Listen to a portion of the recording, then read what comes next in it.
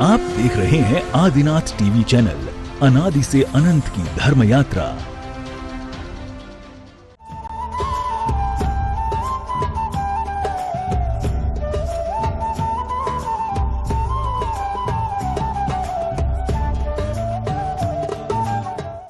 इस कार्यक्रम के पुण्यार्जक हैं श्री कंवरलाल जी महावीर प्रसाद जी, पाटनी, मदनगंज, किशनगढ़, राजस्थान।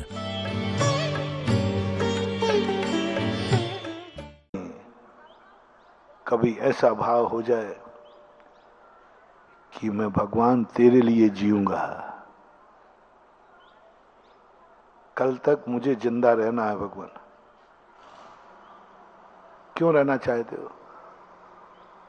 क्योंकि तुम्हारे संसार के कोई कार्य हैं, बेटा बिटिया कि अभी शादी विवाह करना है, मकान बनाना है, बहुत सारे काम, ये तो तुम करते हो।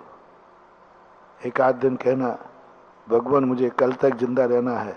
बोले क्यों? कल मुझे तेरा अभिषेक करना है, कल मुझे तेरी पूजा करना है, मुझे जिंदा रहना है, मुझे पंचकल्याण करना है, मुझे जिंदा रहना है, मुझे मुनि बनना है, मुझे जिंदा रहना है, मुझे धर्म करना है। तेरे लिए मैं जिंदा रहूंगा, तेरे लिए मैं कमाऊंगा जरूर, लेकिन मैं तेरे लिए कमाऊंगा, मैं धर्म के लिए कमाऊंगा, मैं परोपकार के लिए कमाऊंगा।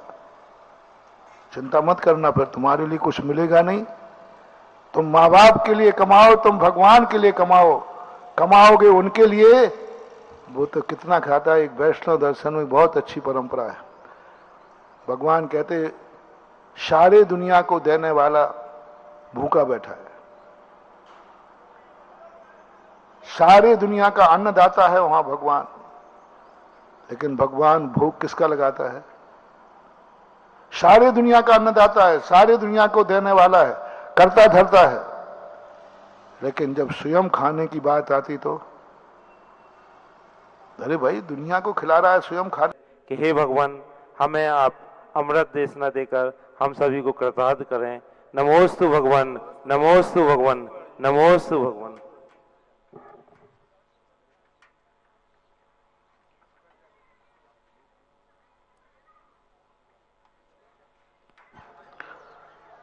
जय श्री ओम नमः सिद्धेभ्यः। जय श्री ओम नमः सिद्धेभ्यः। जय श्री ओम नमः सिद्धेभ्यः। सर्वमंगल मांगल्यम सर्वकल्याणकारकं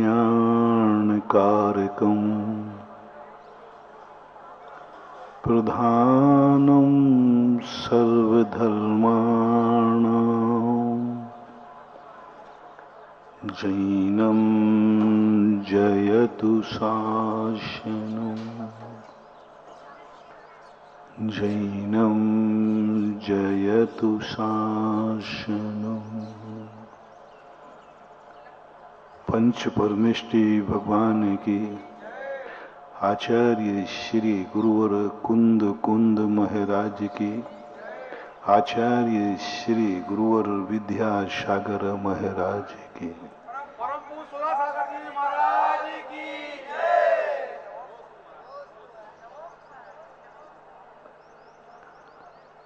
दैनिक प्रवचनों की श्रृंखला में अपन यह समझने का प्रयास कर रहे हैं, क्या मैं अपने आप में पूर्ण रूप से अनुभूति में आता है। एक सूत्र है जैन दर्शन का कि उसकी अनुभूति करने का प्रयास करो। मैं हूं अपने में स्वयं पूर्ण, पर की मुझ में कुछ गंध नहीं। मैं अरस अरूपी अस्पर्शी, पर से मेरा संबंध नहीं। ये सर्वोत्कृष्ट मार्ग है। सारे मुल्क में मात्र एक दर्शन की असाधारण खोज है। हर दर्शन एक ही बात कहता है, हर भगवान एक ही बात कहता है, तुम मेरे सहारे हो जाओ, तुम्हारे मैं सब कार्य कर दूंगा। तुम मुझे प्रसन्न कर लो, तुम्हारे सब कार्य हो जाएंगे। तुम मुझे समर्पित हो जाओ, तुम्हारा कोई कुछ नहीं बिगाड़ पाएगा। शरणम गच्छामि, तुम प्राप्त चले जाओ। शरणम गच्छामि, अपने अपने भगवान का नाम ले लेना। मैं शरण को जाता हूं, जाओ। ये जो पराधीनता का सूत्र है, जैन दर्शन से उत्कृष्ट नहीं मानता। विश्व के सारे दर्शनकारों ने अपनी आत्मा को सुरक्षित करने के लिए, कुछ आगे बढ़ने के लिए किसी न किसी के आलम्बन की चर्चा की है। उन्होंने कहा कि तुम कभी स्वतंत्र होकर कुछ कार्य कर नहीं सकते, क्योंकि प्रत्येक वस्तु असमर्थ है, स्वयं में असमर्थ है। कोई वस्तु ना स्वतंत्र है और ना समर्थ है, उसे किसी न किसी का सहारा लेना ही पड़ेगा। यदि असमर्थ कोई है तो वो एक ही महाशक्ति है जो सर्वदृष्टा सर्वबाहु सब में व्याप्त है, और वो अदृश्य है। यदि वो भी अपना दृश्य रूप लेती है तो उसको भी किसी का आलम्बन लेना पड़ता है। वह महाशक्ति, वह ईश्वरीय शक्ति जब तक अदृश्य है तब तो वह शक्तिमान है, सर्वदृष्टा सर्वरूप में व्याप्त है। लेकिन जब वो कभी कभी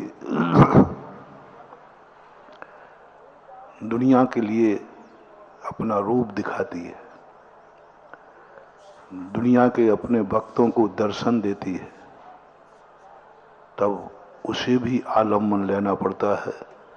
वो भी सुखी दुखी होता है, वो भी सहारे पे ही जन्म लेता है। यह बात जब संसार की नियत को लोगों ने समझा, लोगों को बड़ा अच्छा लगता है। कल मैंने कहा था ना कि यदि तुम्हारी जिंदगी में किसी का सहारा मिल जाता है, तुम अच्छा समझते हो, मेरे बहुत पुण्य का उदय है कि मुझे सहारा मिल गया। तुम बहुत अच्छा समझते हो कि भूख लगने पर रोटी मिल जाती है। यदि आपको भूख लगी हो और भोजन मिल जाए तो उसे आप अच्छा मानते हो कि बुरा? प्यास लगी हो और पानी मिल जाए तो, अंधेरा हो और लाइट आ जाए तो, कहीं जाना हो और गाड़ी मिल जाए तो, कम दिख रहा हो चश्मा मिल जाए तो,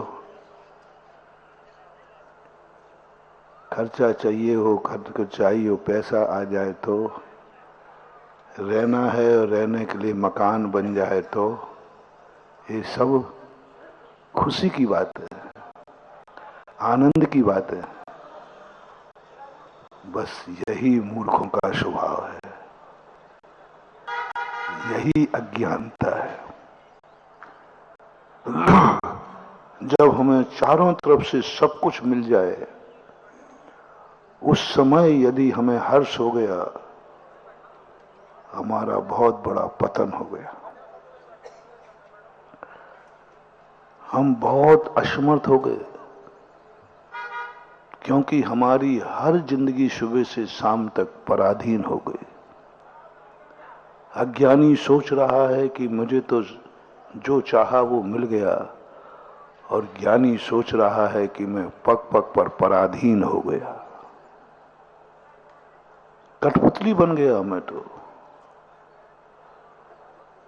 अज्ञानी अच्छा मान रहा है और ज्ञानी स्वीकार करता है, लेकिन वो अपने आप को पराधीन मानता है।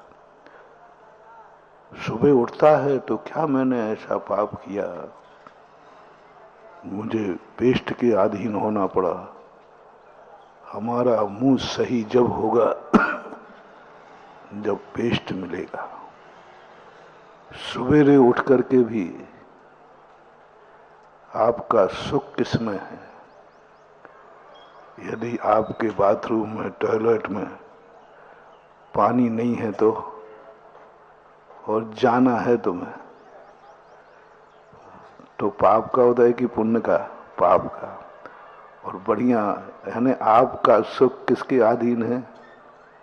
एक टॉयलेट के, एक नल के 2 लोटे पानी से तुम्हें दुखी कर दिया, और 2 लोटे पानी नहीं मिलने पर दुखी हो गया। हमारी जिंदगी क्या है? ज्ञानी भी स्वीकार करता है, लेकिन हर्ष के साथ नहीं, खेद के साथ। ज्ञानी को पुण्य की अनुभूति नहीं होती, पाप की अनुभूति होती है। हमारे मुंह को कब शुद्ध होगा? जब एक मंजन मिल जाएगा। और किसी दिन तुम उठे, ना बुरोस है और ना मंजन है, आपका सब मजा किरकिरा हो गया। और क्रोध, क्या क्या सब कुछ, इतनी बढ़िया शांति से उठे थे, बहुत अच्छी नींद आई थी रात में, बहुत फ्रेश होके उठे थे,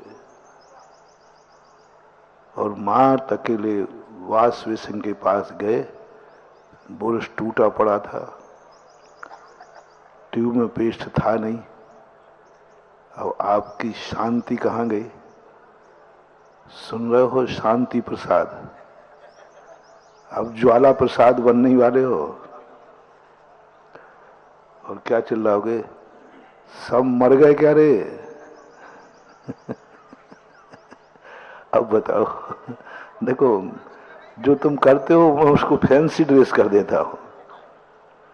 ऐसे ही चिल्लाते हो। क्या कर रहे थे तुम सब लोग? मम्मी, पत्नी, सबको निपटा दोगे। क्या कर रहे थे? सुबह से एक ब्रुश नहीं देख पाए। सब खावे की खदान हो।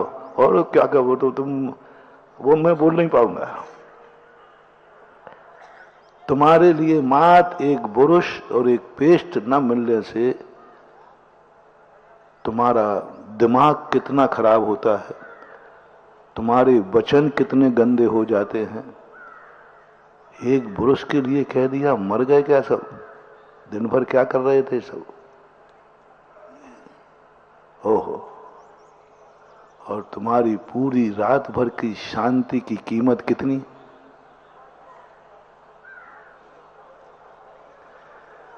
बस, इससे ज्यादा कीमत नहीं है। ओहो, यही तो मैं कह रहा हूं। जो तुम्हारी जीज की अनमोल शक्तियां हैं, उसका तुम्हारी दृष्टि में क्या मूल्य है? शांति का क्या मूल्य है? रात में तुम फ्रेश होकर सोए, बहुत बढ़िया, क्या मूल्य है? उसका मूल्यांकन तुम्हारी दृष्टि में क्या है? एक बुरुश, एक पेस्ट, एक 50-100 रुपए की कीमत है तुम्हारी पूरी शांति की। और ज्ञानी पुरुष शांति की कीमत देखना अनमोल कर देता है। सिगड़ी रख दी सिर के ऊपर, पत्थर मार रहे हैं, गालियां दे रहे हैं, और क्या साधु को भी गुस्सा आता है? ऐसी बात नहीं, कोई पत्थर का नहीं है। साधु भी मनुष्य है कि नहीं है, पर उसको गुस्सा क्यों नहीं आता? सिगड़ी रख दी, गालियां दे रहा है लोग, व्यक्ति परेशानियां हो रही हैं व्यक्ति को। आहार को गया तो आहार नहीं मिला, आहार लेने बैठा तो अंतराय आ गया। गुस्सा आना चाहिए। अरे तुम एक पुरुष पे इतने गुस्सा हो सकते हो? मैं आहार करने गया, वो भी 24 घंटे एक बार में गया, और बालचंद ला दिया, तुम्हारी आंखें फूटी थी क्या? अरे इतना कर दो भाई, थोड़ा सा करने का अधिकार दो। तो बहुत बढ़िया फैंसी ड्रेस कर रहा हूं। तुमने एक पुरुष में क्या कहा? सब मर गए थे क्या? गए सब घर में क्या कर रहे थे? सब अपनी अपनी पोजीशन बना लेना, और सबने एक आध बार ऐसा सबने किया होगा, तो मां पर भी झुंझला पड़े होगे। पत्नी से तो भगवान ही मालिक है, तुम क्या गालियां दोगे वो मैं नहीं दे पाऊंगा। मां तकेला किसका कमी थी? पुरुष की। हम तो देखो भैया 24 घंटे में एक बार खाते, बिहार भी करके आए, गर्मी अलग पड़ रही है, कल का उपवास अलग है, उपवास भी है कल का, अभी मेरा नहीं बता रहा हूं, और बिहार भी किया है, गर्मी भी चढ़ी है, और आहार को गए हैं, और 24 घंटे एक बार खाना है, और तुमने धर दो बाल चंद। अब कितनी गुस्सा करे, आप ही बना दो। एक पुरुष पर इतनी गुस्सा तो आहार नहीं लेने पर कितनी गुस्सा आना चाहिए। महिलाएं सामने नहीं बने कुछ पे।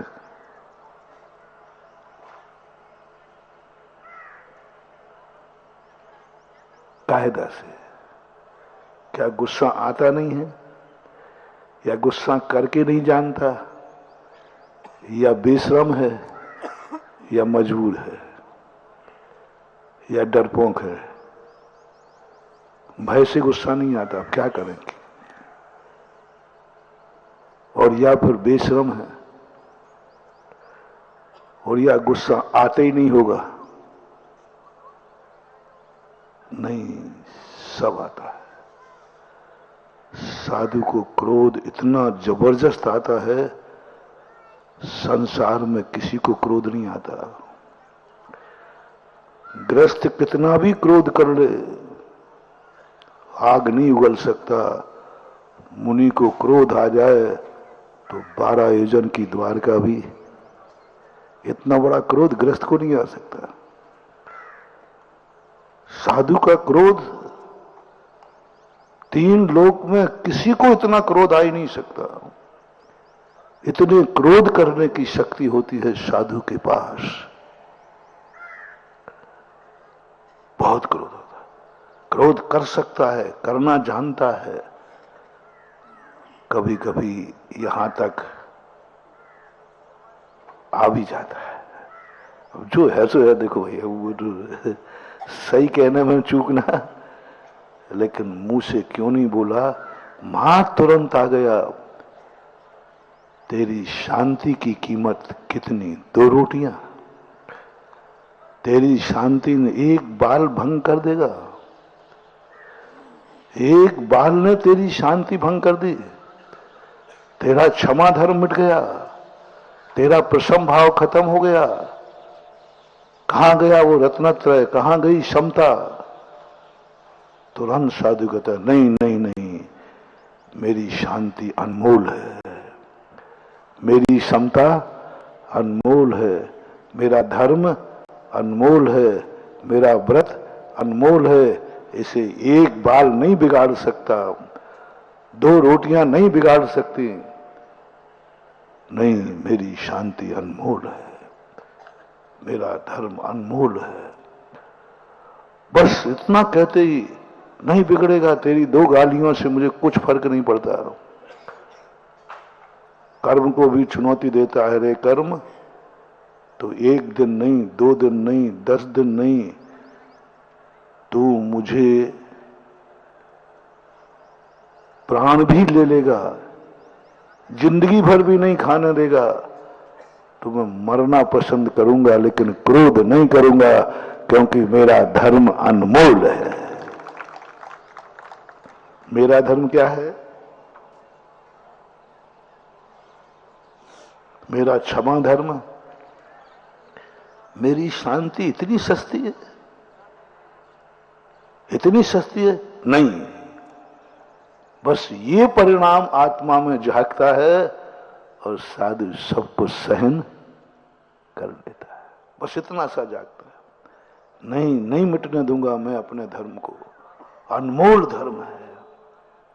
इसलिए 2-3 दिन से मैं कह रहा हूं, किसी भी चीज का अपनी दृष्टि में मूल्यांकन आपो, नहीं तो तुम 2 मिनट में छोड़ दोगे।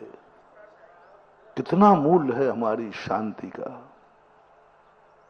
कितना मूल्य है हमारे धर्म का, कितना मूल्य है हमारे मंदिर का, कितना मूल्य है हमारे भगवान का, कितना मूल्य है हमारे गुरु का, कितना मूल्य है ये प्रवचनों का, कितना मूल्य है नमोकार मंत्र की माला का। कितने में छोड़ दोगे? बस और कुछ नहीं कर रहा। तुम बहुत अच्छे आदमी हो, इसमें कोई संदेह नहीं है, बहुत अच्छे, लेकिन ये बस एक मैं पूछना हूं, तुम पूर्व भाव के भी अच्छे हो। हमने तुम्हारी कुंडली निकाल ली, जितने जैनी हैं ये सब पूर्व भाव के अच्छे आदमी हैं, अन्यथा जैनी होते ही नहीं। बहुत अच्छे आदमी दे, बहुत धर्मात्मा आदमी दे। जो अच्छाई तुम्हें पूर्व भाव से मिली है, जो अच्छाई 84 लाख योनियों से मिली है, जो अच्छाई तुम्हारे लिए अनमोल करोड़ों अरबों अनंत जीवों में जो तुम्हें मिली है, जो अच्छाई तुम्हें मिली है बहुत दुर्लभ है मानो, बहुत दुर्लभ है। जैन कुल पाना, महाजन कुल पाना, भारत देश पाना। एक बार मैंने कहा था, भारत देश मिलना अरबों अनंतों जीवों में मनुष्य पर्याय दुर्लभ है, और मनुष्य पर्याय में भी भारत में जन्म लेना दुर्लभ है, बहुत दुर्लभ, बहुत दुर्लभ। पूरा 3 लोक में एक छोटा सा स्थान है बस।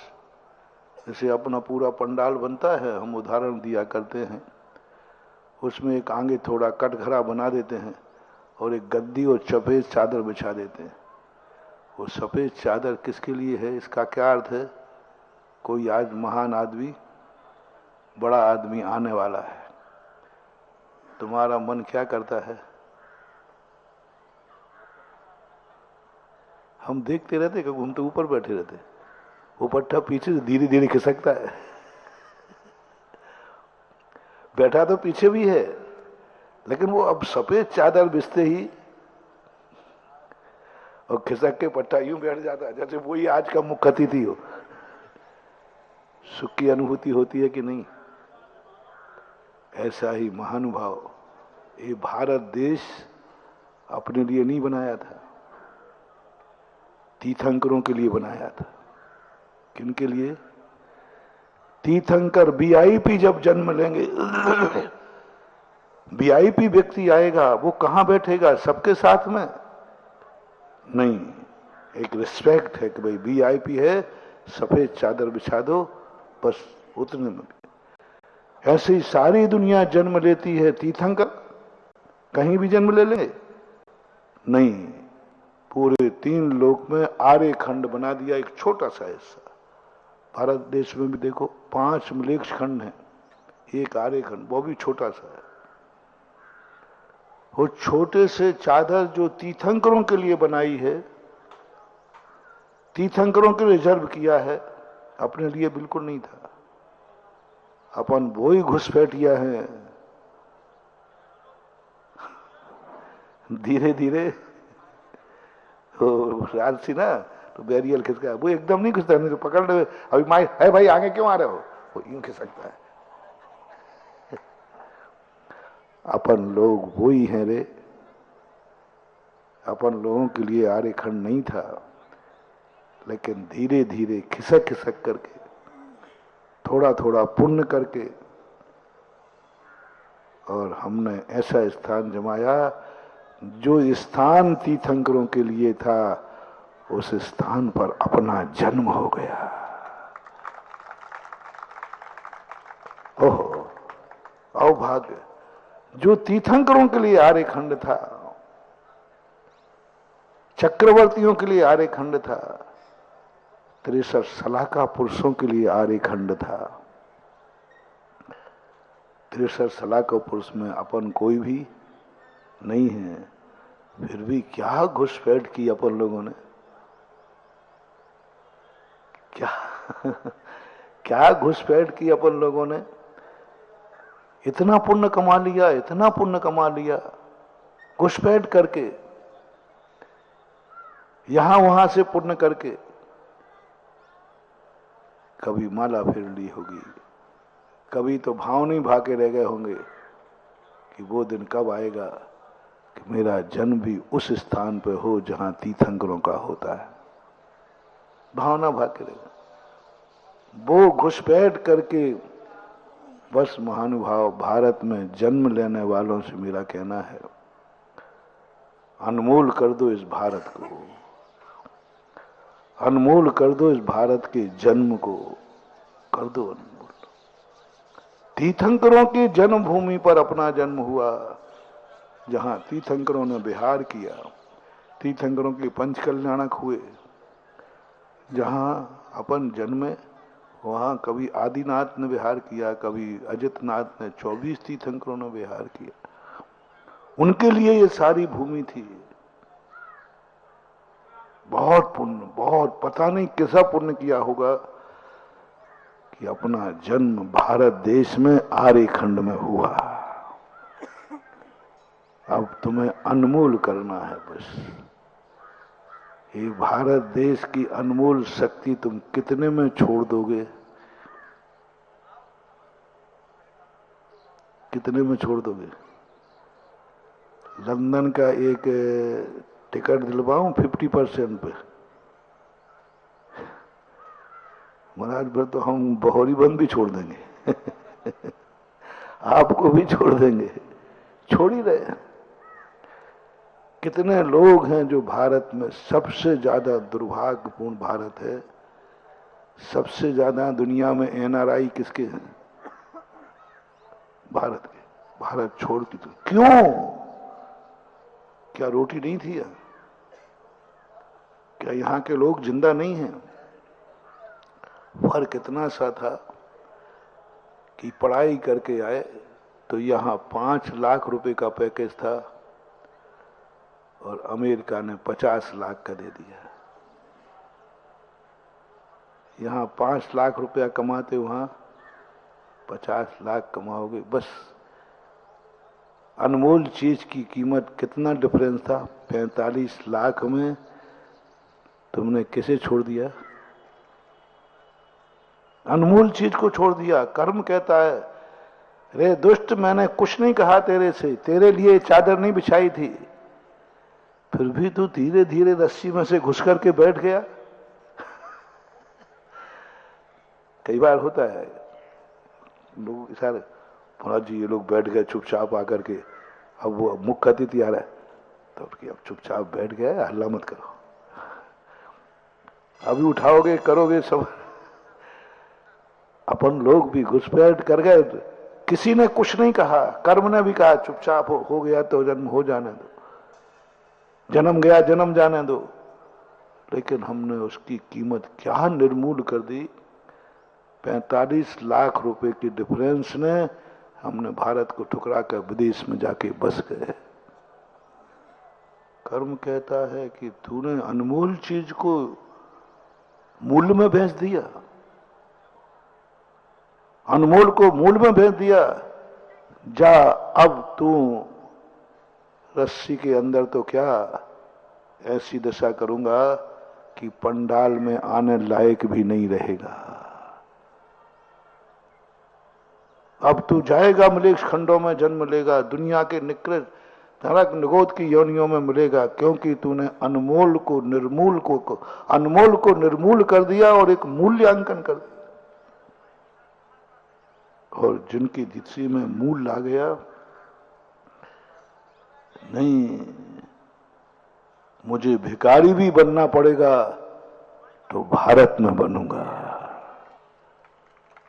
भारत नहीं छोड़ूंगा, आर्यखंड नहीं छोड़ूंगा, क्योंकि मेरे कर्म ने सब कुछ दुख दिया। बस इतना सा मानना है, गरीब लोगों, दुखी लोगों, कोई तुमसे कहे तुम बड़े पापी हो, बोले हूं, बड़े किस्मत फूटे हो, बोले हूं, सब स्वीकार कर लेना, सब स्वीकार कर लेना, सब तरफ से मैं हूं, लेकिन भाई साहब मेरा एक पुण्य है, मेरा जन्म भारत में हुआ है, बस इतना पुण्य तो है। चाहे भली मैं भीख मांग के जिंदगी गुजारूंगा, लेकिन ये भारत देश हमारे लिए अनमोल है, ये नहीं छोड़ सकते। कुछ भी करो, बस मूल्य आंकना है, फिर तुम्हें कोई लोभ लालच नहीं दे सकेगा। फिर कर्म कहेगा तू भिखारी बन करके भी भारत रहने को तैयार है, गरीब बन करके भी भारत छोड़ने को तैयार नहीं।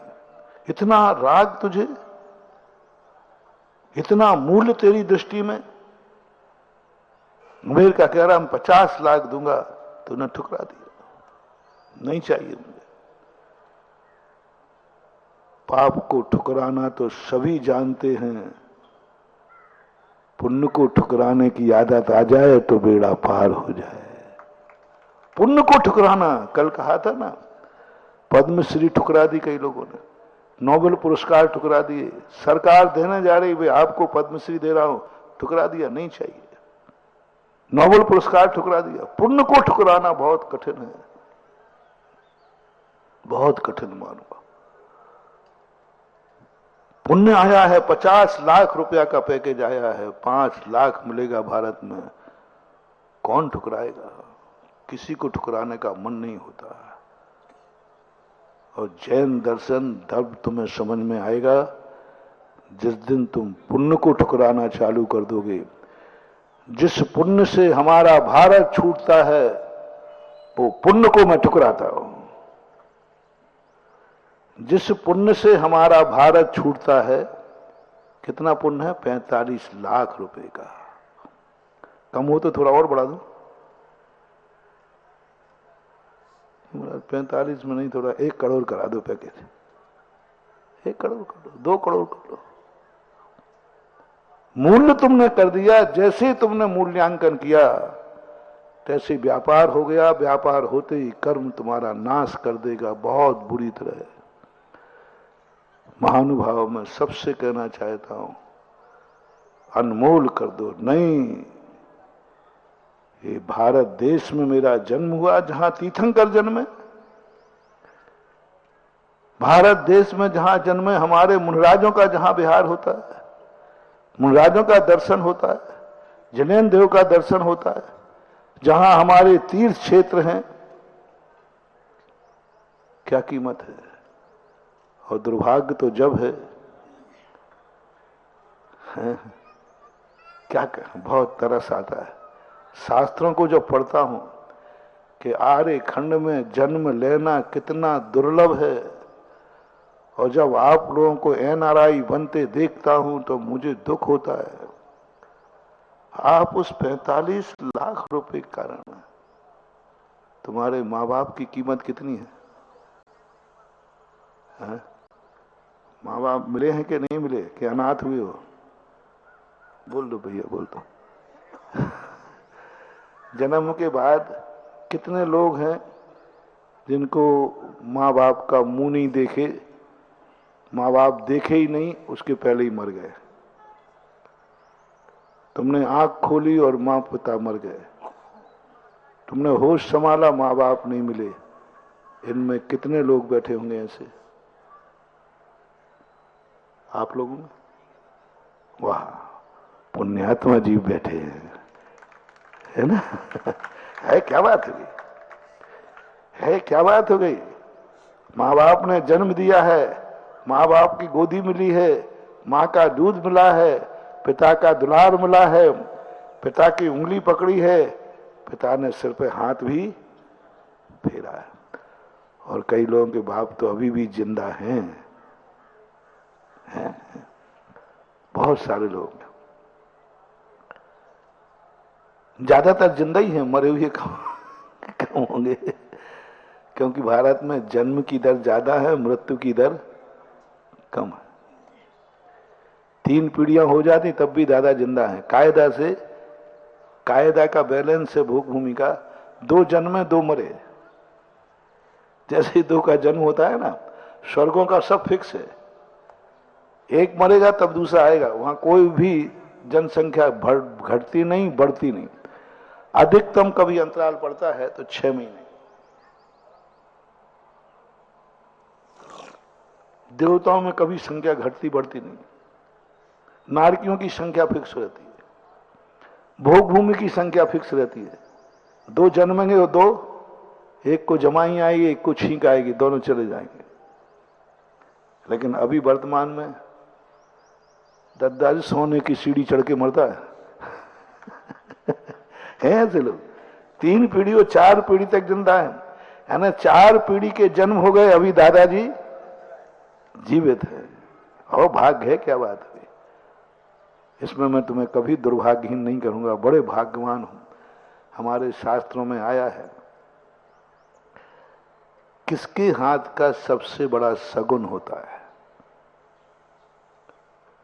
तो सभा में आप पूछो, शिल्प शास्त्र में है, किससे शिला रखवाएं? शिला की पूजन कौन करे? जिसके उस महिला को जिनके दोनों पक्षों में अधिकतम पीढ़ी जिंदा हो। सबसे बड़ी सौभाग्यशाली किसे कहा? पीहर के। पीहर में कितने लोग जिंदा हैं? पिता, पिता के पिता, उनके पिता। ससुराल में कितनी पीढ़ी जिंदा हैं? कितने ससुर जिंदा हैं, कितने पिता जिंदा हैं? और दोनों की यदि अधिकतम जिसकी पीढ़ी हो और जो दोनों तरफ से सोने की चिड़ी चढ़ चुका हो, उस व्यक्ति को, उस कपिल को, उस दंपति को सबसे शुभ माना गया है। कि कितना पुण्यात्मा जीव है कि सोने की चिड़ी चढ़ रहा है, 4थी पीढ़ी हो गई। इसलिए मैं तुम्हें पुण्यात्मा तो कहूंगा, क्योंकि तुमने बाप को देखा है, और तुम बाप बन गए तब भी बाप जिंदा है। तुम पिता बन गए फिर भी पिता। बस इतना सा बता दो, इनकी कीमत कितनी है। आज बोली लगेगी तुम्हारे माँ बाप की कीमत कितनी है, बस इतनी बता दो। कितने लोग माँ बाप को छोड़ के चले गए, ले नहीं जा सकते उनको। मां 45 लाख का डिफरेंस में। अमेरिका ने, रूस ने तुम्हें 45 लाख रुपया ज्यादा दिए, भारत में रहते तो 5 लाख मिलता। महीने का कितना मिलता? और अमेरिका जाओगे तो 50 लाख। लेकिन माँ बाप नहीं जा पाएंगे। बोलो छोड़ रहे हैं कि नहीं लोग? कौन बचाएगा इनको अनाथ होने से? कौन बचाएगा इनको अनाथ होने से? अनमोल थे माता पिता, जितनी पीढ़ी जिंदा रखती है, सोने की सीढ़ी चढ़ाई जाती है। कोई साधारण काम नहीं। इसका लॉजिक मैंने जब सोचा कि सोने की सीढ़ी का अर्थ क्या है, ओहो भाग्यशाली, इतना पुण्यात्मा है। नहीं, मैं अनमोल है। चुनौती दे दो, नहीं 3 लोक का राज्य भी दे दो तुम, तो मैं माँ बाप को नहीं छोड़ सकता। मेरे लिए अनमोल है। बस अनमोल करना है तुम्हें, बस नहीं छोड़ूंगा। माँ बाप छूटेंगे? नहीं, खत्म बात। माँ बाप यहां पड़े 45 लाख रुपए के डिफरेंस, माँ बाप को छोड़कर के नौकरी पे जा रहे हो। हम जब राजस्थान में शेखावाटी में घूमते हैं, दया आती है। करोड़पति आदमी है, बेटे करोड़ों कमा रहे हैं, और माँ बाप को जो पानी का गिलास मिल रहा है वो नौकर के हाथ, नौकर देता है, और नौकर गालियां देता है, अच्छे मन से कभी दे ही नहीं पढ़े, और बेटा के करोड़ों पे खेल रहा है। क्या काम करे, क्या काम का क्या कीमत है।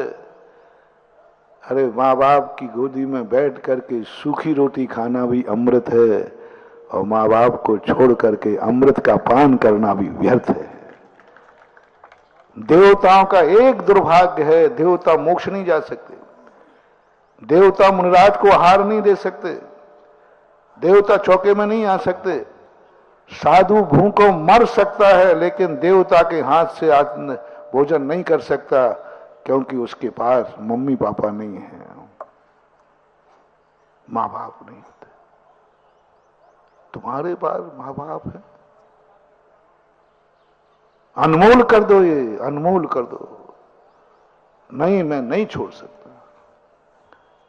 कैसी छोटी छोटी बातों में तुम छोड़ करके 45 लाख डिफरेंस में माँ बाप यहां पड़े, थोड़े से लोग में तुम आसाम में पड़े हो, माँ बाप यहां पड़े। जाओ, जब जब तुम्हें अपने माँ बाप को अनमोल न करके तुमने किसी भी कारण से छोड़ा है, तुमने अनाथ बनने का निमंत्रण दे दिया है। बाद में मत कहना कल रोते हुए तुम मेरे पास आओगे, मुझे रोना चेहरा पसंद नहीं है, मैं तुम्हें कोई समय नहीं दे पाऊंगा, तुम्हारे आंसू पहुंचने के लिए मेरे पास रूमाल नहीं है। कल आओगे तुम रोते, महाराज जी मेरे मम्मी पापा मर गए, हम कैसे दुर्भाग्य हैं, हमें मम्मी पापा का दर्शन नहीं हुआ। आओगे, आते हैं कि नहीं बोलो ना।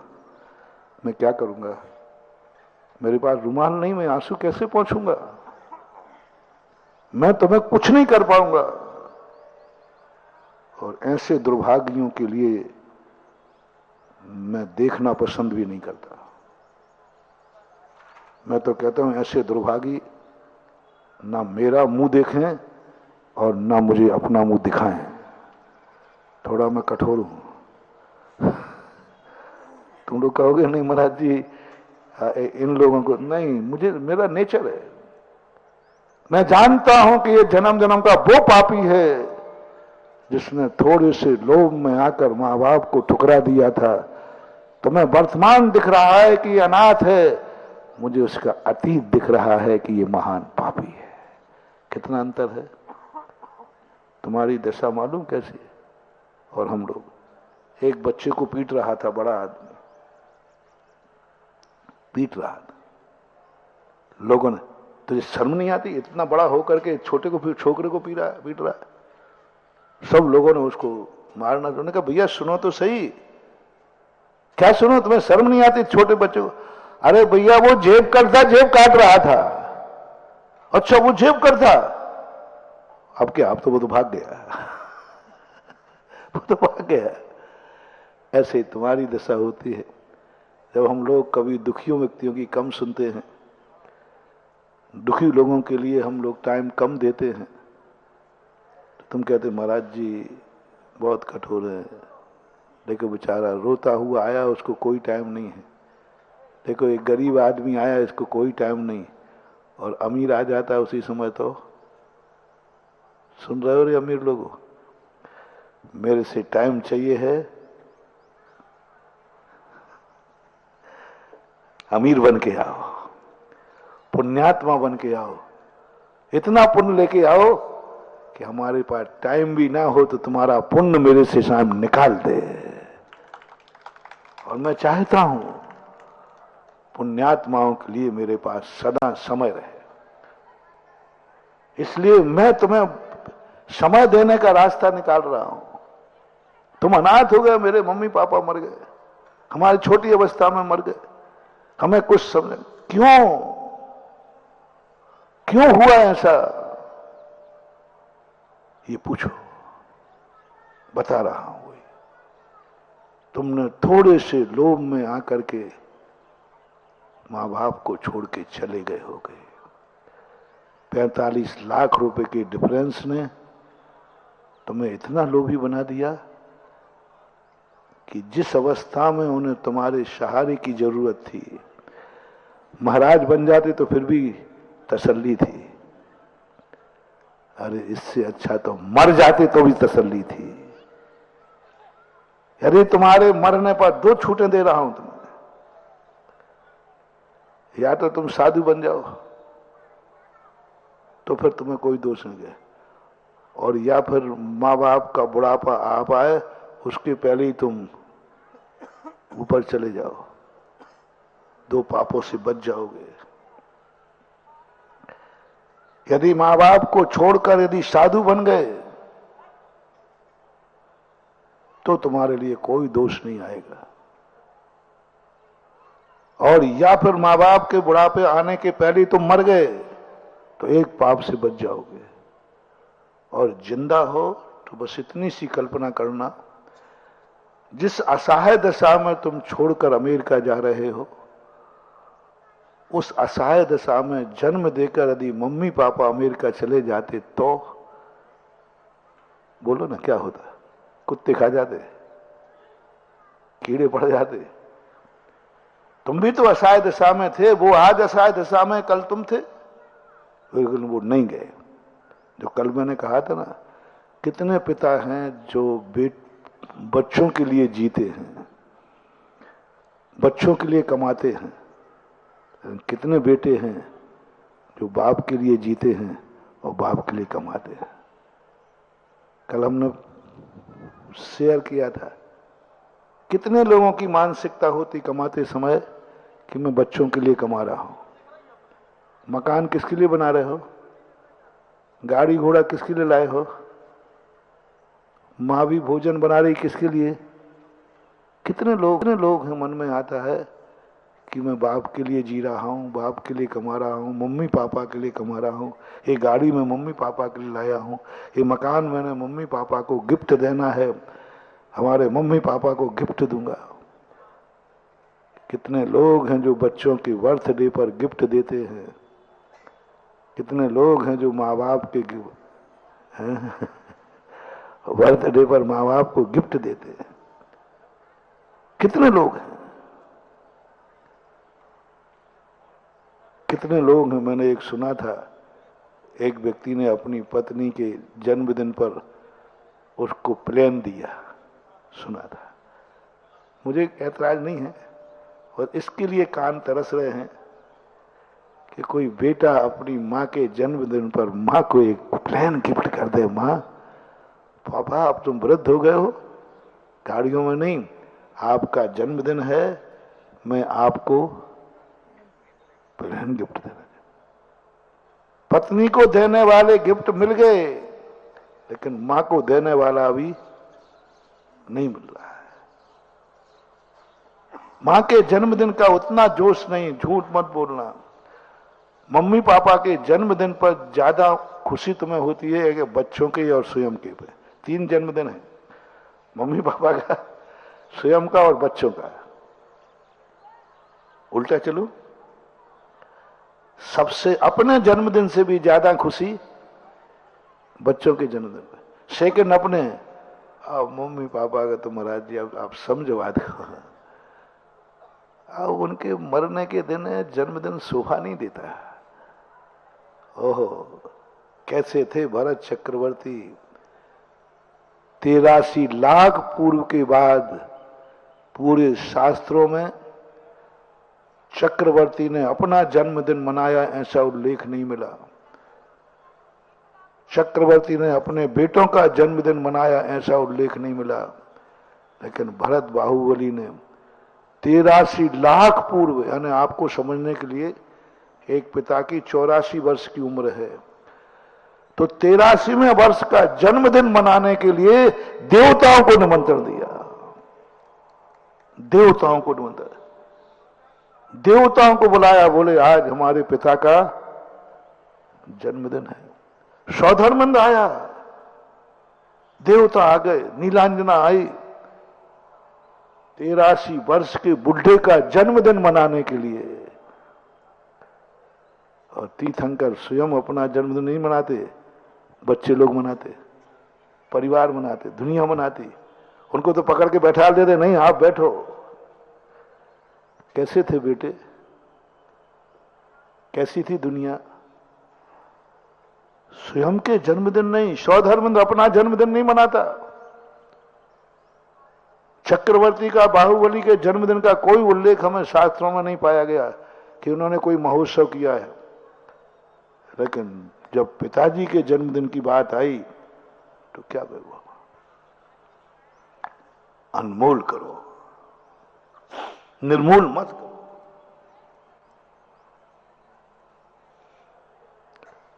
ये मत समझना कि तुमसे मैं माँ बाप की सेवा करवा रहा हूं। मैं ये कह रहा हूं तुम्हें अनाथ होने से बचा रहा हूं। यदि तुमने एक संकल्प कर लिया कि मेरे माँ बाप मेरे लिए, यदि मैं घर में हूं तो अनमोल हैं, मैं किसी भी हालत में इनको नहीं छोड़ूंगा। 45 लाख रुपए ने माँ बाप भारत में रहकर तरस रहे हैं, तड़प रहे हैं, बेटे का मुंह देखने को तरस रहे हैं। और अब तुम माँ बाप भी सुन लो रे थोड़े कान खोल के, तुम भी कम गरम गड़िया नहीं हो। हाँ, बेटे का जन्म कहाँ हुआ था? भारत में कि अमेरिका में? भारत में। तुमने 45 लाख के लोभ में भारत को मलेच्छ खंड में ढकेल दिया। तुमने ऐसी पढ़ाई कराई कि विदेश जाए, और तुमने भारत लड़के को भेजा है, भारत में जन्म था उसका, तुमने प्रेरणा दी, तुमने भेजा, खुशी खुशी भेजा, दुखी से नहीं है। अभी तो बच्चा गया था छोड़ के, अब तुम भेज रहे हो, जाओ बेटा। 45 लाख रुपए का डिफरेंस है। हमारी तो जो होगी सो हम निकाल लेंगे। ऐसे होते दयालु। बेटा कहता नहीं मम्मी पापा में, अरे बेटा क्या पागल, मैं तो कल मरना कि आज मरना, तुम अपनी जिंदगी बना, जाओ वहां 45 लाख रुपए, मेरा तो जैसा होगा। तो ध्यान रखना महानुभाव, जो बेटे को एनआरआई बनाता है, भवांतर में तुम्हारा निपुति होने का लक्षण है। और मिलेगा तो कोई अच्छा बेटा नहीं मिलेगा, गंदे बेटे मिलेंगे, गंदे बच्चे मिलेंगे। जो तुम निकाल रहे हो आज, वो कल निकल जाएगा तुम्हारे लिए। नहीं, प्रयास करो बेटा, तेरा जन्म भारत में हुआ है, भारत अनमोल है। या हम रूखी सूखी खाकर जिएंगे, लेकिन भारत में जन्मे हैं, भारत में रहेंगे और भारत में ही मरेंगे। अनमोल कर दो। मैं एक आज टिकट देना चाहता हूं, ये संकल्प करना है, मैं भारत में जन्मा हूं, भारत में रहूंगा, भारत में मरूंगा। मैं अपने बेटों को भारत में जन्मे हैं, भारत में रहेंगे, भारत में मरेंगे। मैं रिश्तेदारी भारतीय व्यक्ति से कहूंगा। मैं अपनी बेटी भारत में रहने वाले को पहले पूछ लूंगा कि बेटी की विवाह कर रहा हूं, कहां जाएगी बेटी? भारत में रहोगे तो बेटी का विवाह करूंगा, नहीं तो बेटी कुंवारी रह जाएगी। विदेशी को बेटी नहीं दूंगा, विदेश जाने वाले को बेटी नहीं दूंगा। भारत में रिश्तेदार भी भारत का होगा, और रिश्तेदारी बनाते समय पूछ लेंगे क्यों आप विदेश जाने का विचार तो नहीं है? नहीं है, है? समाज पूछ के भारत जाने के बजाय समाज का है कि नहीं। और दूसरी बात, बेटे से भी और ऐसे से रिश्तेदारी बनाओ और बेटों का संकल्प करो। लो मैं एक रिजर्वेशन दे रहा हूं, सीधा भारत देश से विदेश क्षेत्र में जाके तुम्हारा जन्म होगा। विदेश क्षेत्र का रिजर्वेशन है, क्योंकि तुमने आर्य खंड को इतना मूल कोई लुभा नहीं सक रहा। तुम्हें 45 लाख रुपया तुमने ठुकरा दिए। नहीं, नहीं चाहिए मुझे ऐसा पुण्य। पुण्य को ठुकरा दो, मैं भारत को नहीं ठुकरा सकता। मेरा बेटा भारत से बाहर नहीं जाएगा। बेटा जो कुछ है रूखी सूखी हम यहीं खाएंगे। बेटा कहता मम्मी पापा मैं तुम्हें नहीं ठुकरा सकता, जो तेरे पापा रूखी सूखी है मैं उसी में खाऊंगा। ऐसा तुम्हारा मन बन जाए तो आज भी विधेय क्षेत्र के रास्ते खुले। हम अनमोल तो करें, हम निर्मूल कर रहे हैं, अनमोल करना है बस। क्या क्या छोड़ देते हो। जब विदेशी लोग आते महाराज जी वहां कुछ नहीं है, भगवान का नाम लेना भी। पंडित जी लोग जाते ना कभी विदेशों में, तो पंडित जी का प्रवचन कराते वो लोग, तो कब बाहर लगाते हैं पार्टी का बैनर कि हमारे यहां पार्टी है, तब कहीं जाके प्रवचन करते 10 लाख पर। वहां धर्म का प्रवचन है, धार्मिक सभा का है, बैनर नहीं लगा सकते, कोई को बुला नहीं सकते, झूठा कार्ड छपवाना पड़ता है कि नहीं हमारे फलाने का जन्मदिन है, उस पर ये सब गिफ्ट आए हैं, और उस पर प्रवचन कराते हैं। बैनर इसका लगता है। धर्म के नाम के वहां जैन धर्म का नाम नहीं ले सकते, जैन धर्म की चर्चा नहीं कर सकते। फिर भी वहां लोग जैनी हैं, सैकड़ों जैनी भरे पड़े हैं, सैकड़ों जैनी। जहां जिनेन देव का नाम लेना वर्जित हो, जहां जिनवानी का प्रवचन वर्जित हो, जहां गुरुओं के नाम लेना वर्जित हो, ऐसे स्थान पर भी तुम रह जाते हो, कैसे माफ होगा तुम्हें? तड़प जाओगे। नहीं, जहां जिनेन देव का नाम नहीं लिया जा सकता, जहां जिनेन देव नहीं रह सकते, वहां मैं भी नहीं रह सकता। कितनी कीमत है इन भगवान के मंदिरों की, मां बाप की मैंने बता दी। गुरु की कीमत कितनी है?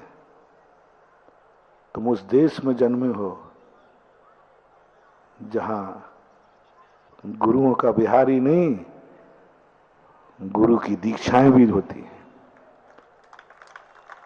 गुरु का विहार करता है, गुरु को हार देते हो।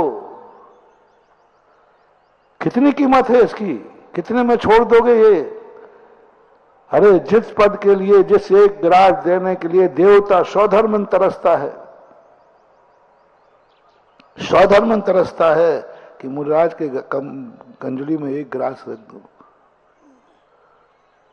आज उनकी कीमत क्या है तुम्हारी दृष्टि में? मात्र 45 लाख रुपए के डिफरेंस में तुम वहां चले गए जहां गुरु का दर्शन तो छोड़ो, गुरु का नाम भी लेना तुम्हारे लिए नसीब नहीं है। नहीं महानुभाव, मुझे भविष्य दिख रहा है तुम्हारा।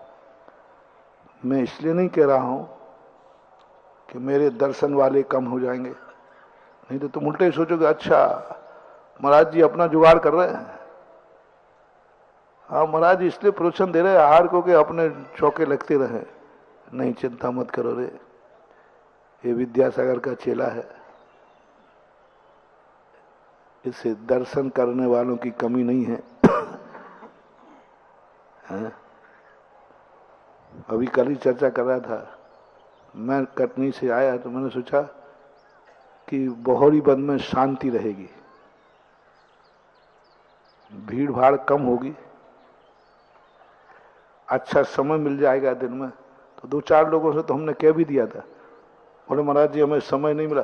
मैंने कहा मैं बहोरी बंद जा रहा हूँ ना, वहाँ समय ही समय मिल जाएगा, क्योंकि क्षेत्र ज़्यादा समाज नहीं। अरे यहाँ तो दिन भर की ये हालत है कि कटनी से भी ज़्यादा, यहाँ तो और ज़्यादा। मैं दिन भर में बैठ, मैंने कहा भैया मैं तो शांति के लिए आया था। ऐसे चिंता मत करना, हम लोग साधु तुम्हें इसलिए उपदेश नहीं दे रहे कि हमारे दर्शन करने वालों की संख्या बढ़ जाए, आहार देने वालों की संख्या बढ़ जाए।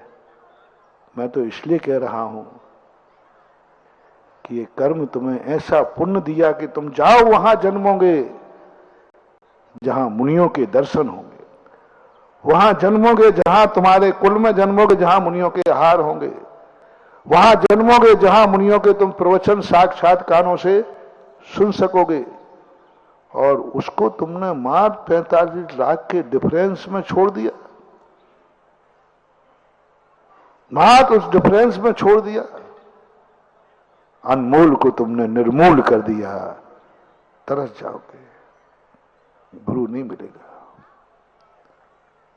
ये मंदिर की कीमत क्या? सवाल मंदिरों का नहीं है। तुम भाग्यवान हो कि गुरु तुम्हें मिले, तुमने गुरु को पहचाना, बस वो तो तुम्हारे भाग की सराहना मैं कर रहा हूं।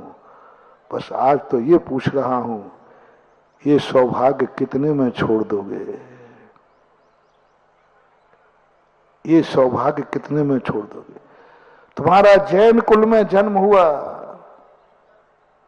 बोलो तुम आहार दे सकते हो कि नहीं? बोलो, तुम्हारा कुल उच्च कुल है। अब उच्च कुल वाले को आहार देने की चौका लगा के इनकी पूछने की जरूरत है क्या?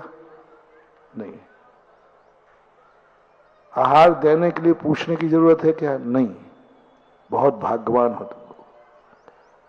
बस इतनी सा पूछ रहा हूं, ये जो आहार देने का पुण्य तुम्हारे कर्म ने दिया कि तुम आहार दे सकते हो, किसी से पूछने की जरूरत नहीं, तुम चौका लगा सकते हो। ये पुण्य तुम कितने में बेच दोगे, कितने में छोड़ दोगे? आज प्रश्न इतना सा है। मैं तुम्हारे पुण्य को कभी तुम्हें पापी नहीं कहूंगा, पक्का है। बस तुम इतना बता दो, ये सौभाग्य तुम कितने में छोड़ दोगे? उसकी कीमत बता दो। 43 लाख तो हमने कह दी, और बढ़ा दो तो बढ़ा देना। अरे ओहो, तुम तो वो हरे, एक गुटके के कारण तुम महाराज को छोड़ देते हो। किसके कारण भैया? एक गुटके के कारण। मैं महाराज को आहार नहीं दूंगा, मैं महाराज के दर्शन नहीं करूंगा, मैं महाराज के पास नहीं जाऊंगा, क्योंकि बोलते ना धीरे धीरे, क्या है रे? एक गुरु की कीमत, एक अंजलि में ग्रास रखने की कीमत गुटके से भी गई भी थी। सौधर्मेंद्र कह रहा है कि मैं स्वर्ग का सारा व्यवहार छोड़ सकता हूं, त्याग दूंगा, बस एक ग्रास देने का हमारे लिए अवसर दे दिया जाए। और तुमने कितने में छोड़ दिया? मात्र एक गुटके में। एक गुटके की पुड़िया, जो पुड़िया तुम्हारा विनाश करेगी। उस विनाश करने वाले ने कहा कि महाराज को छोड़ सकता हूं, लेकिन गुटका, बोलो हैं दुनिया में ऐसे लोग के नहीं है ना? है, उन पर तरस खा रहा हूं। मत करो रे गलती, मत करो। अनमोल कर दो कि नहीं, गुटका तो क्या, एक ग्रास देने के लिए मुझे जिंदगी का सब कुछ दांव पर लगाना पड़े तो मैं लगा दूंगा, लेकिन ये अधिकार नहीं खोऊंगा। एक गुटका छोड़ दे, एक शराब की बोतल छोड़ दे। कभी कभी रात की वो 2 रोटियां, हम रात्रि भोजन नहीं त्याग सकते।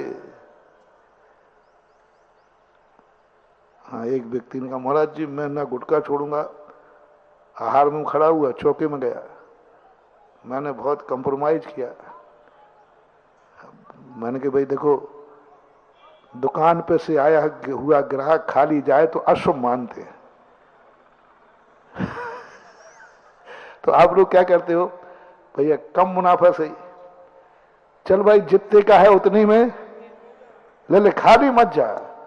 तो हम लोग भी सोचते हैं भाई चौके में धोती दुपट्टा पहन के आया है, अब चौके से वापस जाना मेरे लिए तो अशुभ नहीं है, इसका बंटा झाड़ हो जाएगा। मुझे तो क्या फर्क पड़ता है? तो उससे कंप्रोमाइज करता हूं। मत जा रे, चौके में तेरे घर में हार हो रहे हैं, तू धोती दुपट्टा पहन चुका है, मत जा। कितना बचाता हूं, मुझे कंप्रोमाइज नहीं करना चाहिए। तुम नहीं छोड़ सकते आजीवन भोजन, नहीं छोड़ सकते, बाहर जाओ, क्या लेना देना। मैं इतना झुकता हूं महानुभाव, इतना झुकता हूं। वही 5 साल का ध्यान है, चल एक साल का, कुछ नहीं तो चल महीने भर का त्याग दे। बताऊं तुम्हारे खातिर हमने 8 दिन पर भी कंप्रोमाइज किया है, मात्र इसलिए कि यदि ये आज दुपट्टा पे धोती दुपट्टा पहन के चौके में आकर वापस चला गया तो इसका बंटा झाड़ हो जाएगा, बर्बाद हो जाएगा। ये खत्म हो जाएगा। कर्म कहेगा क्या तू किसके कारण से महाराज को छोड़ के, महाराज की बात को तूने नहीं मानी, बर्बाद हो जाएगा। नियत करने वाली गलती है। मात्र रात भर की 2 रोटियों के 12 घंटे बाद तो मिलना ही है ना, और फलाहार की तो छूट है। फलाहार की छूट दे दी, दूध पानी की छूट दे दी, काजू क्या बोलते, काजू कतली, हाँ बढ़िया है, खाओ ना, तो 1 किलो खा लो, और क्या। इतनी छूट होने के बाद भी मात्र 2 रोटियों के कारण से तुमने इतना अनमोल छोड़ दिया। तरस जाओगे महानुभाव। ऐसे ऐसे अजैन लोग आते हैं, कहते महाराज जी आपका आहार देख के मन करता है आप हमसे नहीं लेंगे क्या। मैंने कहा भाई व्यवस्थाएं ऐसी है, तरसते हैं, रोते हैं। हमारे शास्त्रों में कहानी आती है कि एक नौला बंदर जब रामचंद्र जी आहार दे रहे थे महाराज को, पेड़ों पर बैठे अश्रुधारा पड़ रही, क्या जीवन है इनका, मेरी कौन सी पापन पर्याय है, मैं महाराज के चौके में भी नहीं जा सकता, यदि चौके में चला गया तो महाराज अंतराय कर देंगे। एक ये है कि उसके हाथ से आहार ले रहे हैं, और एक पापी मैं हूं जो चौके में चला जाए तो महाराज का अंतराय हो जाए, ऐसा पश्चाताप कर रहे। किनको मिली ऐसी योनि? जिस त्रियंच के चौके में जाने से महाराज अंतराय कर दें, ऐसी पापी योनि क्यों मिली? इसलिए मिली कि कभी तुम उच्च कुल में थे, मां तुमने रात की 2 रोटियां और गुटके के कारण से महाराज को आहार नहीं दिया, तो कर्म ने कहा जा मैं तुझे ऐसी नीच योनि में पैदा करूंगा जहां तू चौके में देना तो छोड़, चला जाएगा तो भी अंतराय कर देंगे महाराज, ऐसी नीच योनि। वो तरस कर रहा हूं, अनमोल करो। विदेश जाओगे ये सब नहीं मिलेगा, गुरु नहीं मिलेंगे। और ये मंदिरों की बात करते हो, तुम बहुत भाग्यवान हो, तुम्हें मंदिर मिला है।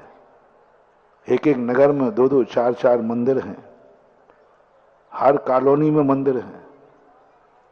जबलपुर में खूब मंदिर है, कटनी में भी, सब जगह है। तुम पुण्यात्मा हो, मैं पापी नहीं कहूंगा। बस आज एक ही प्रश्न है, उस मंदिर की कीमत कितनी है, कितने में छोड़ दोगे?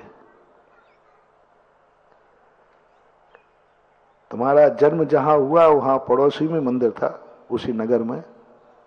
कर्म ने तुम्हें ऐसा, मरते समय तुमने भाव किया होगा कि हे कर्म, हे दुनिया के, मुझे कुछ नहीं चाहिए, मेरा जन्म उस नगर में हो जहां जिनेन्द्र देव का मंदिर हो। कर्म ने सुन ली, कर्म ने दे दिया। अब बताओ ये मंदिर तुम कितने में छोड़ दोगे? 45 लाख रुपया तुम्हें वहां मिल रहा है जहां जिनेन्द्र देव का मंदिर नहीं है। तुम्हें स्पष्ट मालूम है कि नहीं है वहां, और तुम जा रहे हो, कर भी नहीं सकोगे।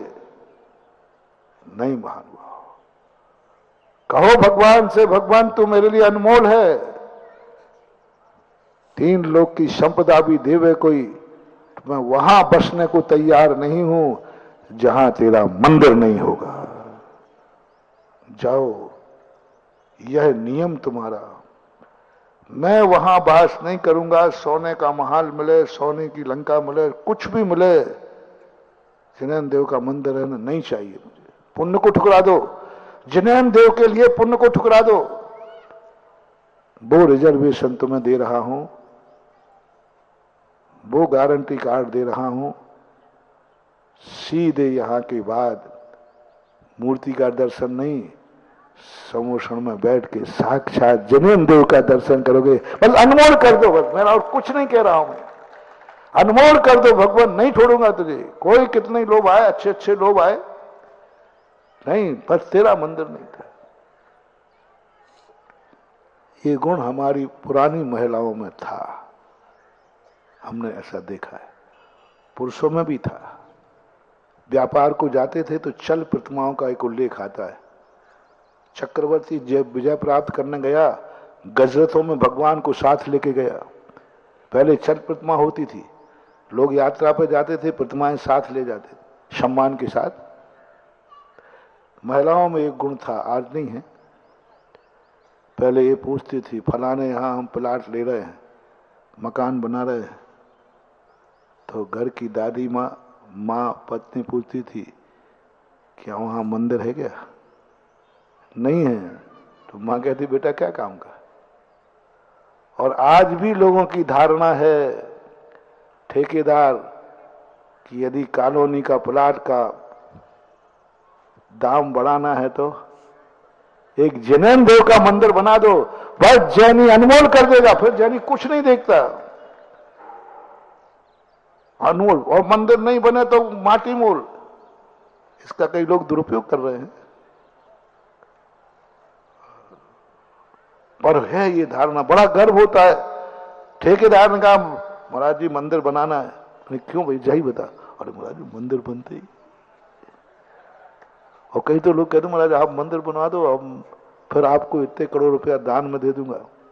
क्यों, कहां से देगा? अरे मंदिर बनते ही 1 रुपए का प्लाट 10 रुपए का हो जाएगा, 10 का क्या 100 का हो जाएगा।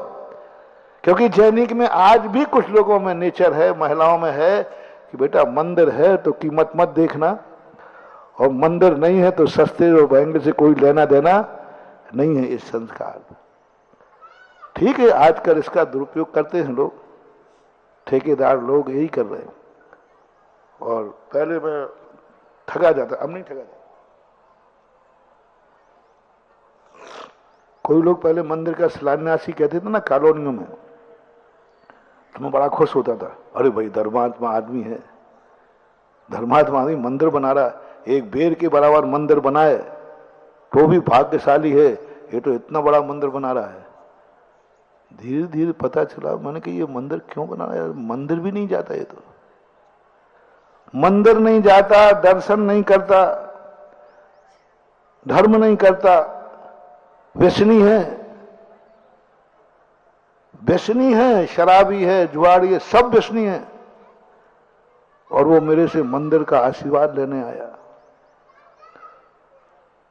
तो मैं समझ नहीं पाया। किसी ने कहा महाराज जी ऐसा है, तो फिर मैंने उससे कहा भाई महाराज जी मैं नहीं जाऊंगा मंदिर। नहीं, बनाने के बाद तो जाएगा। बोले महाराज मैं जाऊंगा ही नहीं। फिर मैंने कहा जब नहीं जा रहा है और नहीं करना तो मना ही क्यों रहा है? मैंने बना तो दूंगा, आप जैसा कहोगे आपका नक्शा होगा, आप जैसा कहोगे वैसा बना दूंगा। फिर मैंने पता किया क्यों, वही वाली बात, प्लाट के पैसे बढ़ जाएंगे। मुझे बहुत तरस आया। मैंने कही सुन लो रे जैनियों, कभी प्लाट के दाम बढ़ाने के लिए मंदिर मत बनाना, नहीं तो वो दुर्दशा होगी तुम्हारी कि तुम भीख मांगोगे तो भी भीख भी नहीं मिलेगी, मजदूरी भी नहीं मिलेगी। तुम मंदिर से कमाना चाहते हो, तुम मंदिर इसलिए बनाना चाहते हो कि प्लाट बढ़ जाए, यानी तुम भगवान को भी नहीं छोड़ने को तैयार हो। मैं अपने भक्तों से कहना चाहता हूं, बहुत करुणा करके कहना चाहता हूं, भीख मांग लेना, मजदूरी मांग कर लेना, प्लाट माटी मोल बिके तो बिक जाना, लेकिन प्लाट के दाम बढ़ाने के लिए कभी मंदिर नहीं बनाना। मंदिर से कमाओगे, भगवान से कमाओगे, कहां जाओगे दुर्गति में? मंदिर बन जाएगा तो प्लाट के दाम बढ़ जाएंगे। ये भाव आज के बाद मैं अपने भक्तों से कहना चाहूंगा, छोड़ देना, छोड़ देना, छोड़ देना।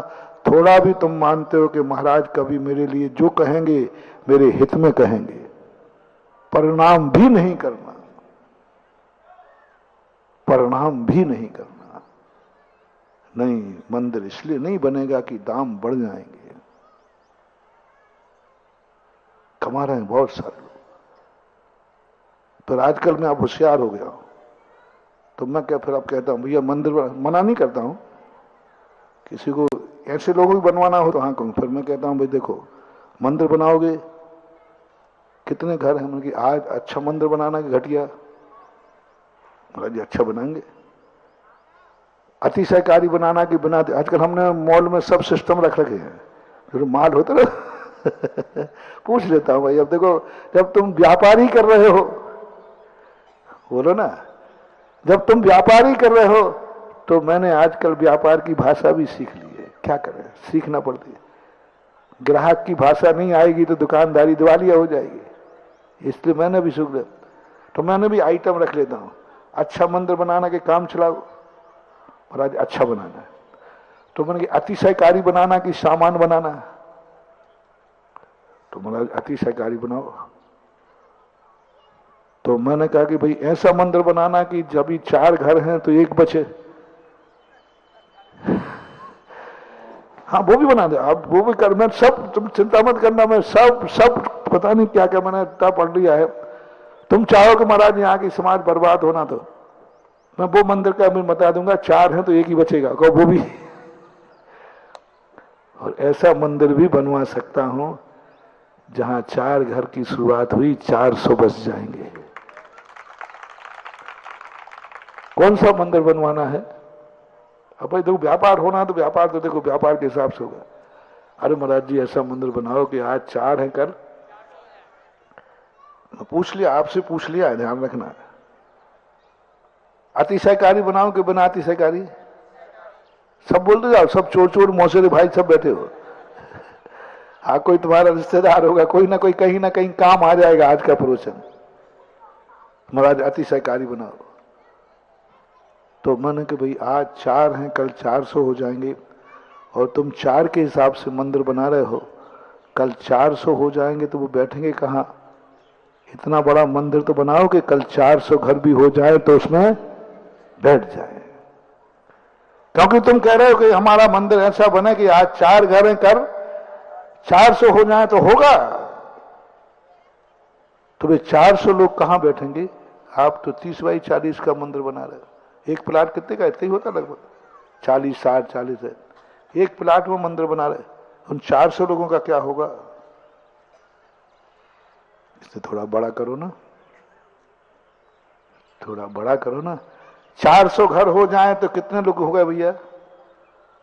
एक घर के 5 मान लें, 5 लोग मान लें, कम से कम 1000, 2000 लोग, 1000 तो मान ही लो कम से कम। चलो 50% और कंसेशन देता हूं।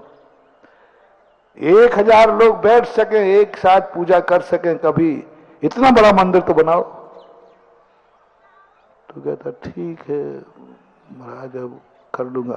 मैंने रुको रुको, अभी अच्छा मंदिर बनाओगे कि घटिया?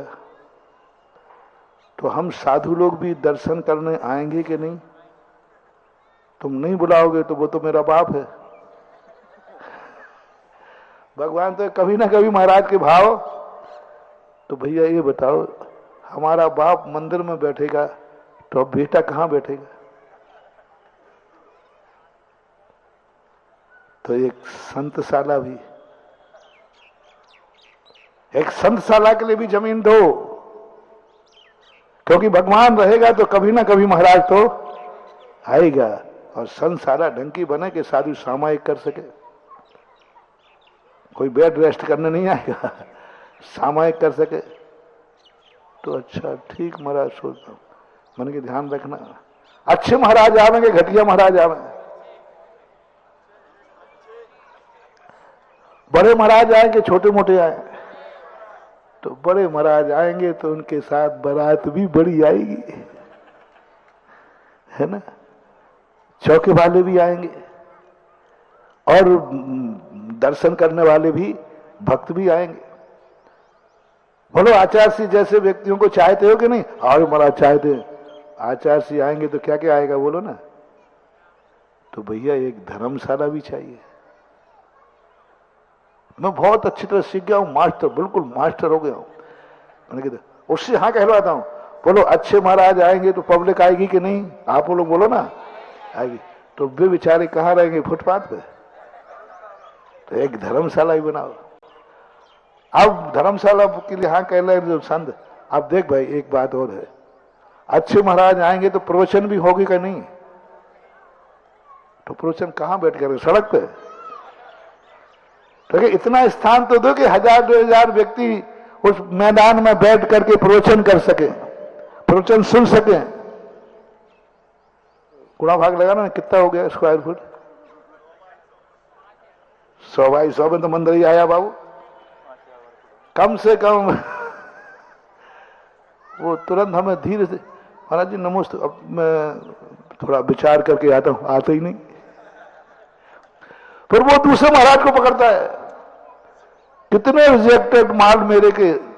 दूसरे महाराज कहते हमें सुधा सागर का रिजेक्टेड माल चलता है, हाँ ले लेते। वो मूर्ति वालों से आप जयपुर जाना, वो स्पष्ट कह रहा भैया ये मूर्ति महाराज जी ने फेल कर दी है, तो क्या नहीं, महाराज का रिजेक्टेड माल भी हमें चलता है, वो सब बिक जाती है।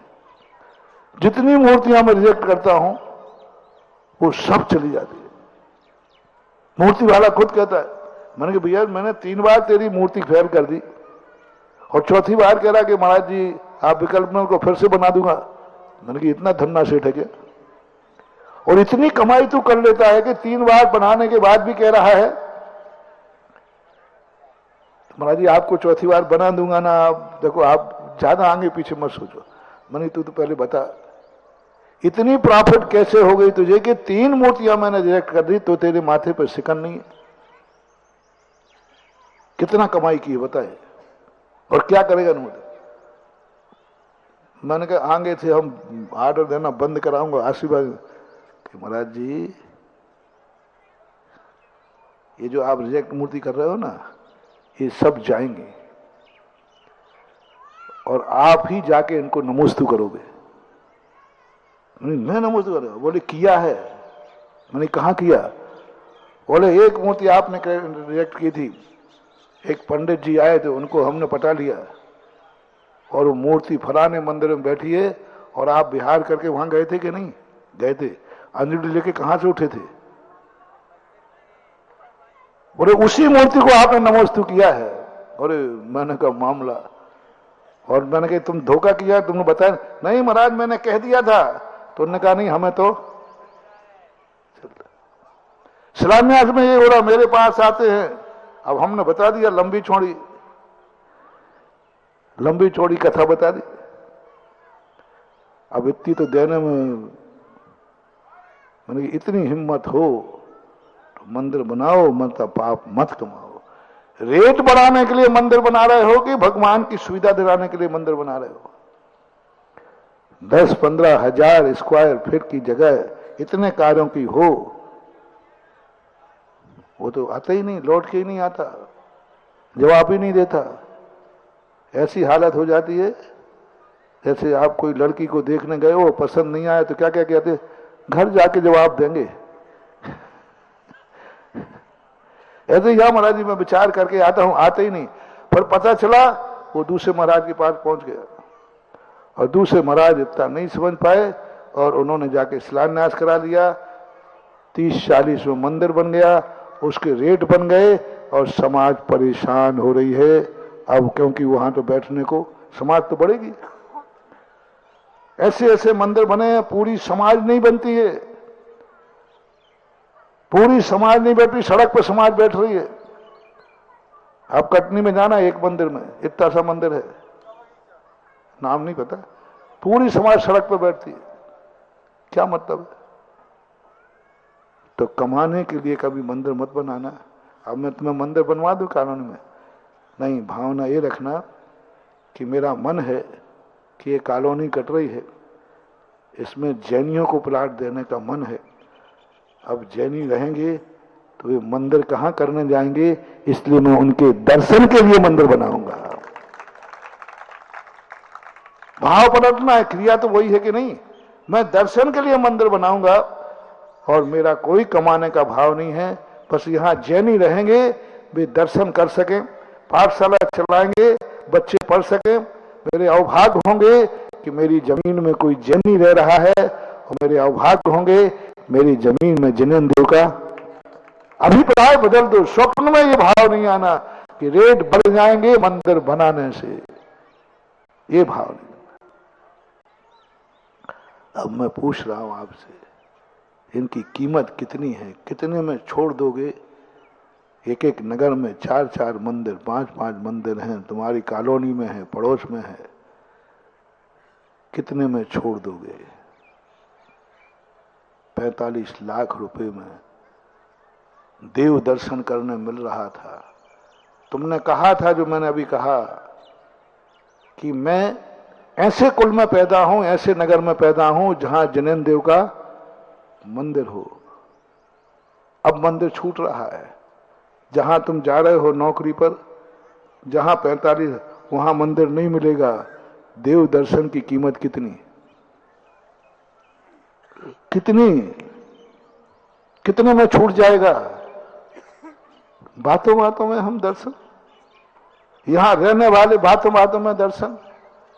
थोड़ा सा काम कर गया, हम नहीं जा पाएंगे मंदिर आज। बोले क्यों साहब, क्या? छोटी अनमोल करो। एक दिन बोले महाराज जी आज प्रवचन में ज्यादा पब्लिक नहीं आ पाएगी। मैंने क्यों? बोले ठीक उसी समय प्रवचन होना है और बरसात चालू हो गई। मुझे अपनी औकात पता चला। मैं समझता था कि मेरे प्रवचन की बड़ी कीमत है। उस दिन दिखा दिया, बाबा जी बरसात की 4 बूंदों से ज्यादा तुम्हारी कीमत नहीं है। मौसम बिगड़ गया, बरसात हो गई, अब नहीं जाना प्रवचन से, कम आएंगे। यानी पानी की 4 बूंदों ने तुम्हें गुरु के वचनों को निर्मूल कर दिया। अनमोल तो जब हो जाए, पानी नहीं भूकंप भी आ जाए तो मेरा जाना होगा। अनमोल कर दो प्रवचन। यदि तुमने प्रवचन अनमोल कर दिया, मेरे नगर में प्रवचन हो रहा है, मेरे नगर में चतुर्मास हो रहा है, कोई परिस्थिति मुझे नहीं रोक सकती। आइडेंटिटी कार्ड दे रहा हूं, रिजर्वेशन करा रहा हूं, सीधा यह प्रवचन सुनते सुनते यही रिजर्वेशन अनमोल कर दिया तुमने, तो कोई नहीं रोक सकता। प्रवचन सुनने के लिए मेरा कोई बाधक नहीं बनेगी। कोई भी चले आओ। ब्याई जी आ गए साहब, तो अब तो मंदिर आने ही वाले थे, आ ही रहे थे। उसी में ब्याई जी है ना, यहाँ राजस्थान में ब्याई जी बोलते, यहाँ समधी बोलते हैं, और नए समधी हैं उसमें। वो यदि आ गए और तुम बिल्कुल प्रवचन करने जा ही रहे थे, अब क्या होगा? ब्याई जी को लेके आ जाओगे कि तुम खुद वहीं रुक जाओगे? अब महाराज जी आप समझो बात को। अब नए ब्याई जी अभी बुरा ही मान जाएंगे। अभी मैं प्रवचन सुनने आ गया तो और बुराई और हो जाएगी। जो प्रवचन जाने से बुरा मान जाए वो ब्याई जी नहीं, पूर्व जन्म का बैरी है। सच्चा होगा तो वो ये कहते आएगा, देखो भाई मैं आ तो रहा हूं, तुम मुझे बहुत चाहते हो, मेरे आने से तुम मंदिर जाना छोड़ दोगे, प्रवचन में नहीं जाओगे। वायदा करो कि प्रवचन में तुम छोड़ोगे नहीं, साथ में मैं भी तुम्हारे साथ प्रवचन में चलूंगा। वैसे तो मैं नहीं जाता हूं, लेकिन तुम्हारे साथ चलूंगा। ऐसा यदि कह दे तो जन्म जन्म का तुम्हारा साधर्मी है जो धर्म नहीं छोड़ता। और तुमने छोड़ दिया, छोड़ देते हो थोड़ी सी कमी के कारण, कोई अपरिहार नहीं। कितना मूल्य है मंदिर का, कितना मूल्य है प्रवचनों का, कितना मूल्य है भगवान की माला फेरने का। छोटी सी बात आ जाए तो साहब माला छोड़ दोगे, धर्म छोड़ दोगे। छोटी सी बात आते ही मंदिर छोड़ दोगे, क्या बात? अनमोल करो ये मंदिर। अब तीर्थ क्षेत्र तुम्हें मिले हैं कि नहीं मिले, समय हो रहा है। भारत में तीर्थ क्षेत्र है कि नहीं? चमत्कार उदय है कि नहीं? शांतिनाथ ये बहुत पुण्यात्मा जीव हुआ। भारत में हर गली में, हर सड़क पे जाओ, कोई ना कोई तीर्थ मिल जाता है। ये पुण्य है तुम्हारा। अब इसको कितने में छोड़ दोगे, बस इतना और बता दो। विदेशों इस कार्यक्रम के पुण्यार्जक थे श्री कंवरलाल जी महावीर प्रसाद जी, पाटनी, मदनगंज, किशनगढ़, राजस्थान।